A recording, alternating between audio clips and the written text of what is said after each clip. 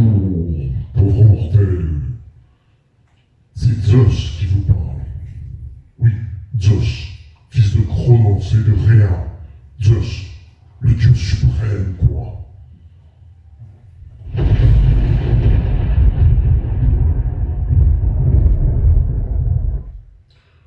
Ce soir, c'est moi qui vais présider cette assemblée générale du Strapontin.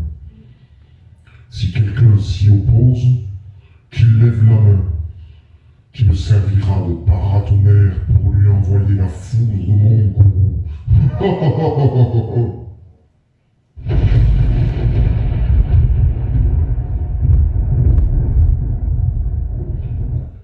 Et si un seul téléphone sonne ou vibre, je le ferai faire, je ferai taire, en un éclair.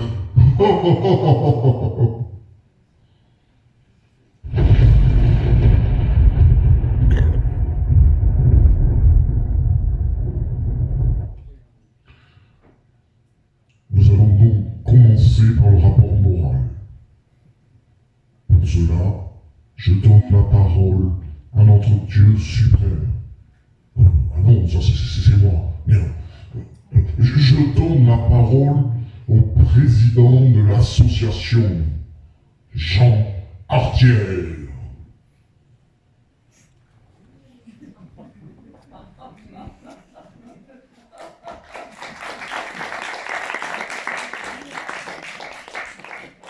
Public chéri, comme il est bon de vous retrouver. Si vous saviez comme vous nous avez manqué. Plus d'une année de frustration, de privation. Et tout ça à cause d'un putain de virus à la con. Il n'y a eu que 2 spectacles dans notre dernière programmation. Septembre et octobre. Après ça, interdiction, annulation. Mais avec les troupes qui devaient venir jouer, notre secrétaire, le contact, a su préserver. Et tout à l'heure, il va lui-même nous en parler.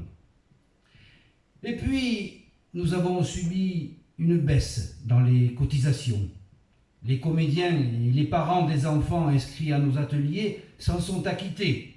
Merci pour leur contribution. Mais aussi certains d'entre vous, il faut le souligner, et vous remercier pour votre soutien dans l'adversité. Notre trésorière, dans un instant, vous dira ce qu'il en est. Comme si, avec ce virus, on n'était pas assez emmerdé, le mur de la MJC sur notre camion s'était effondré. Et les compagnies d'assurance pour payer avant qu'elles s'y mettent. On aurait le temps de tuer un âne à coups de bonnette. Mais bon, ça y est, ils ont finalement payé. Mais évidemment, moins que ce que l'on attendait. Non, non, je ne vous dirai pas pour quelle compagnie payer est aussi répulsif. Je ne suis pas ici pour dire du mal de la Maïf.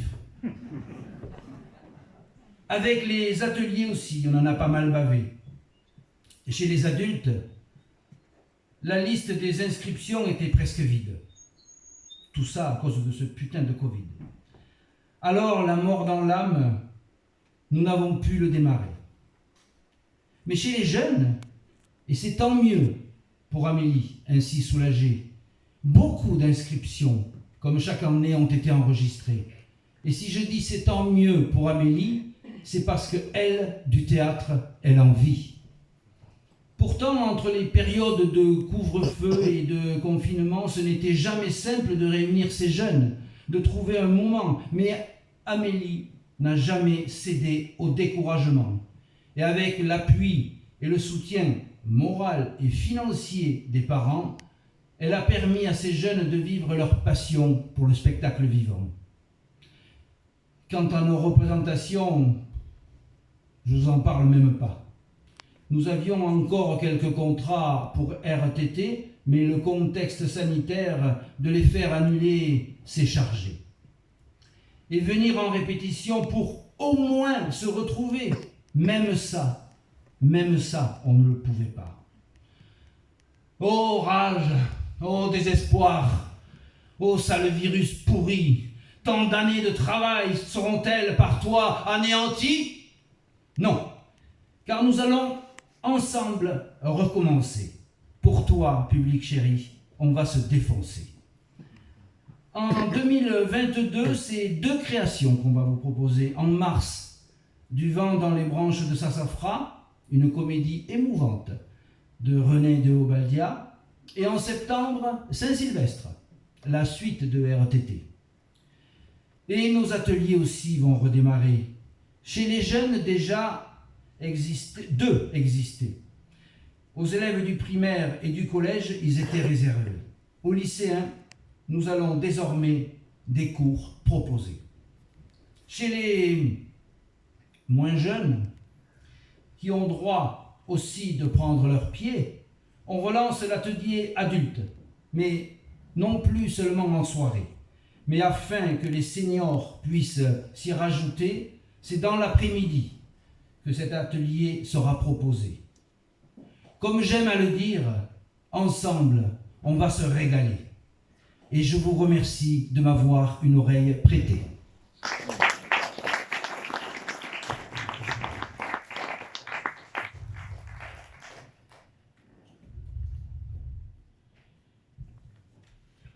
Quelqu'un est-il contre ce rapport moral?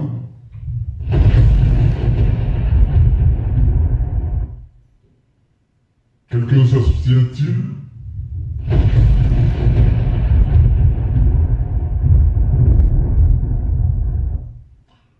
Le rapport moral est donc validé à l'unanimité des voix. Nous allons à présent passer au rapport financier. Je donne la parole à... Comment s'appelle-t-elle déjà? Vous savez bien, celle qui parle tout le temps. Ah oui, ça m'en vient. Josette Parr, la trésorière, quoi.